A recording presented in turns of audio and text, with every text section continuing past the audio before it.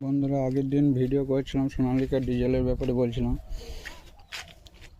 আজ তোমাদের দিকে দেখাবো গিয়ার ফাংশনটা। সোনালিকা যে গিয়ার ফাংশন, বা অনেকে ভাবে যে এই সোনালিকা DI 35-এর গিয়ারের ব্যাপারে অনেকে ভাবে যে বালির লিকে এর থেকে গাড়ি উঠবে না, বা আরও অনেক কিছু, গাড়ি হয়তো ফেঁসে যাবে, বা সেটা ড্রাইভারের প্রতি করে ডিপেন্ড করে যে ড্রাইভারটা কীভাবে গাড়ি চালাচ্ছে বা কীভাবে তার গিয়ার ফেলছে।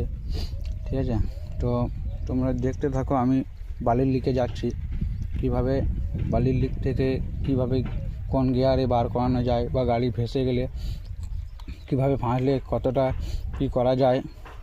ঠিক আছে, সেটা আমি তোমাদেরকে তুলে দেখাবো বা তুলে ধরবো তোমাদের সামনে। আমার চ্যানেলটাকে সাবস্ক্রাইব করে দিও, ফলো করো বন্ধুরা, অনেক শেয়ার করো।